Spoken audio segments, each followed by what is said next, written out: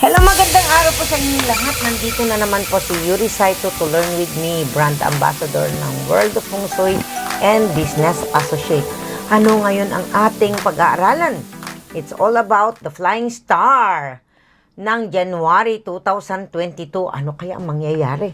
So, the lucky sectors are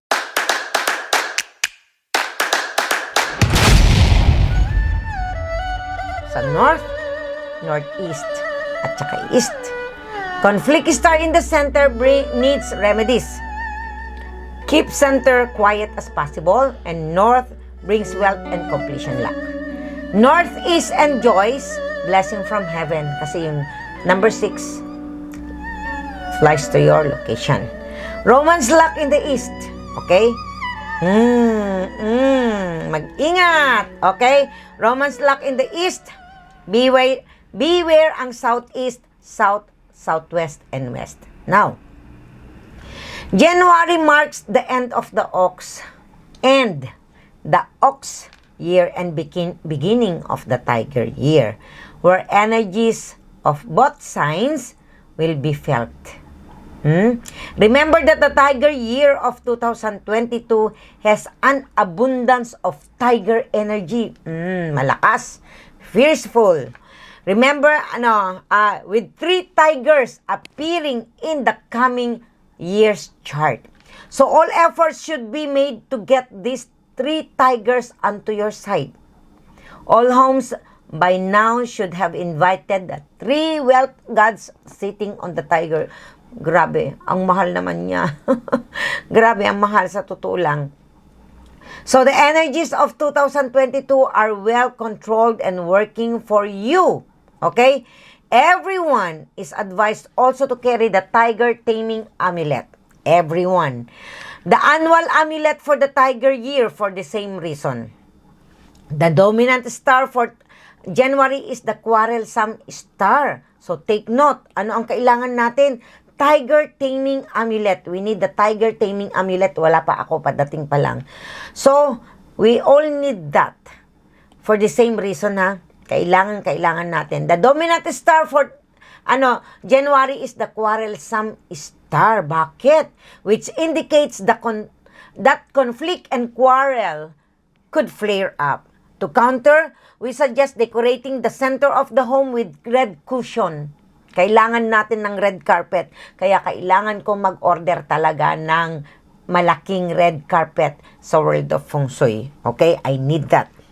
So now, this is also perfect because red is the most auspicious color and ushers in young energy as the lunar new year dawns. Kaya talagang maganda talaga ang red. Kaya tignan ninyo mga Chinese, red sila. Lagi silang naka-red kapag Chinese New Year. So you should also place the magical cosmic apple here for this month. Ngayong buwan na, next month, January. Which comes with the amulets you need to dissolve all negative energies, preventing them from wreaking any kinds of distress, inconvenience, or havoc. Now, keep the center of the home relatively quiet if you can. Okay? This month, luckiest sectors are the North, Northeast, and East. Spend more time in these sectors and activate with bright lights and enhancers here. Now, January 2022 Flying Star. In each of the 9 grades, you will find 2 numbers, the annual and the monthly star. The big number indicates the annual star and the small number indicates the monthly star. Use a reliable compass to determine your direction or location. Ngayon, ang Southeast, nandyan ang illness. Why? Because yung number 2, it flies to your location. Health and well-being should be the focus of those living in the Southeast or in Southeast facing homes. Tignan ninyo kung saan ang location ng inyong ang inyong door, okay?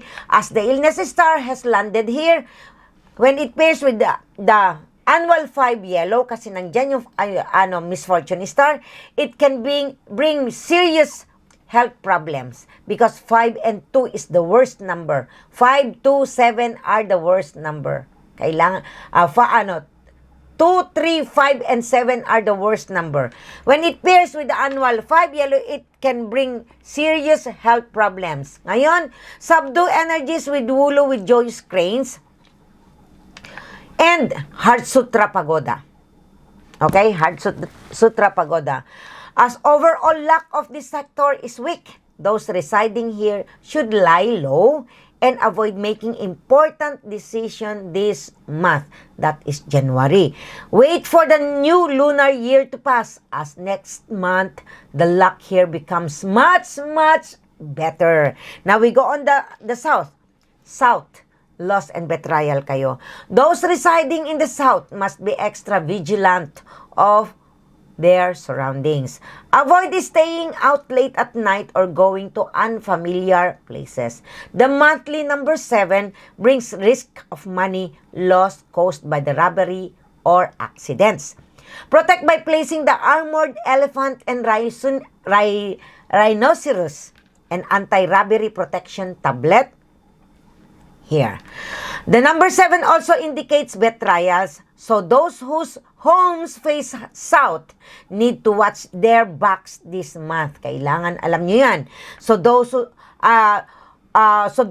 whose homes for south need to watch their back this month. Okay? Display the wealth luck mini plaque. Meron tayo dyan. To prevent money loss. And Kwan Kung with Dragon mini plaque to protect against betrayal. So keep this sector quiet this month. So we go on the southwest. Turbulent kayo.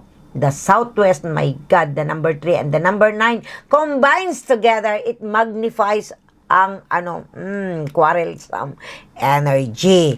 So the southwest brings turbulent energies as the magnification star number 9 flies in. The effects of the quarrelsome star is really very, talagang iti-trigger ka niya. Occupants need to calm their tempers when dealing with people. Okay? Avoid reacting too quickly when something angers you and make it a point to make time to reflect before responding. So, a month when being slow to respond is better than being too quick. Now, if there are conflicts to be resolved, better to postpone till next month. Remedy with the magical cosmic apple. Avoid activating this part of the home with too much noise. Now we go on the east. Romance and creativity tayo dahil ang Victory Star, it flies to your location. Activating the east brings plenty of new ideas and inspiration. The Victory Star number 1 joins the Creative Star number 4. So, fueling its efficacy and bringing plenty of creative thought into the picture. So, great for those working in fields requiring this. And for students and those pursuing a research of study of any kind, this is good for you. Okay, this combination also brings the luck of love and romance. Activate with Kurukile, the goddess of love, mini plaque. Okay, meron tayo niyan. So, to invite a new romantic encounters into your into your love life. If there are single people in home looking to find a soulmate, activating this part of the home with romance luck brings real prospects for love. An auspicious month for the East, predicting a happy life for resident. Okay, we go on the center. Conflict star tayo ngayon. Next month, that is January. So, the center sector is afflicted with the number star, conflict star, the number 3, bringing quarrels and confrontation of all kinds. Being in the center, this star affects the whole household unless remedied. But the combination of annual and monthly star also brings windful luck. Place the magical cosmic apple and 5 prosperity buds red carpet to combat quarreling. For windful luck, display the winning chip talisman and carry the winning hand wealth talisman and with you. especially if you partake in risky ventures when it comes to investments and your money. The combination also indicates minor health problems, displayed awulo with joyous cranes here for good health and well-being. We go on the west. Misfortune. Nasa inyo ngayon ang misfortune, kayong mga facing west. And anong tawag dito? Mga rooster. The monthly 5 yellow afflicts the west, bringing risk of misfortune, which can come in the form of illness, money loss, accidents, heated arguments, or loss of an important relationship. Kaya mag-ingat kayo. Keep your misfortune manageable by placing the Heart Sutra Pagoda here. If your bedroom is located in the west, carry the amulet version of this cure when you are out in your home. Those who suffer poor health are high risk for health affliction should place a wulo here. Kailangan ninyo ng wulo dyan sa west. A sector to keep a low-key and quiet this month. Punta tayo sa northeast. So, ang northeast, luck from heaven. It magnifies the 9 and the number 6. So, the northeast enjoys heaven luck.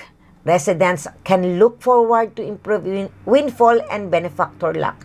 Activate by displaying the Jade Emperor wind chime and the Golden Earth Dragon. For those embarking on new projects, the best activator is the Sky Beaver. For windfall luck, place the winning chip talisman here. The class of elements, kasi nga, number 9 is fire element. Number 6 is metal. It clashed. The class of elements, however, indicates the conflict between the older and the younger generations. Use the harmony luck coin to reduce friction of all kind. Now we go on the north. North, wealth and completion luck, kasi 2 plus 8 is 10. So, the annual star is number 2. Ang flying star ng buwan is number 8. So, completion luck. The prosperity star flies into the north, bringing good fortune to all who resides here. Money luck improves, and there is indication that long-term wealth can be accumulated. Activate the 100 blessing energetic deer or activating prosperity 3. The combination also forms the sum of 10, which further enhances the good fortune energies. To capture this good luck, carry the sum of 10 amulet and keep this part of the home active. An auspicious area of the home to use for entertaining. Okay? So, swift your furniture around and spend more time here. There are, however, lingering illness energies brought by the annual number 2 star. So, keep a wulo or god of longevity here to continue to stay safe. So, we go on the northwest. Strategic tayo. So, the northwest enjoys the creative star number 4, bringing new ideas and inspiration to those residing here. So, it enhances strategic thought, and the northwest being the sector of the patriots, mga tatay, benefits the father, heads of the households, and leaders of all kinds. Lalaki yan ha.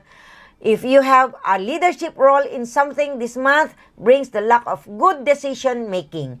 Place the marvelous monkey from Lilian to Designer Astrology reigns here to enhance the auspicious energies of this sector. There is, however, danger of extramarital affairs because of the number 4 for married couples caused by the combination of the annual and the monthly star. Place the marriage luck here if this kind of thing is a danger into your marriage. And mga ka-fungsoy, dito na po nagtatapos ang ating To Learn With Me about the Flying Star of January 2022. Sana po marami po kayong natutunan sa aking mga To Learn With Me, dahil marami pa po tayong mapag-aaralan, lalong-lalo na magbabago po ang taon. Okay, sa mga hindi pa po nakapag-subscribe sa aking channel, mag-subscribe na po kayo. Click and share. Click the tiny button para ma-update po kayo sa mga upcoming mga videos ko. So, I am Yuri Saito, na nagsasabing, Hate what is evil and hold on to what is good. Do not let evil defeat you. Instead, conquer evil to good. Maraming salamat po sa inyong lahat. Sana po marami po kayong natutunan at marami pa po tayong pag-aaralan sa mga darating pang panahon. Maraming salamat po. Bye-bye.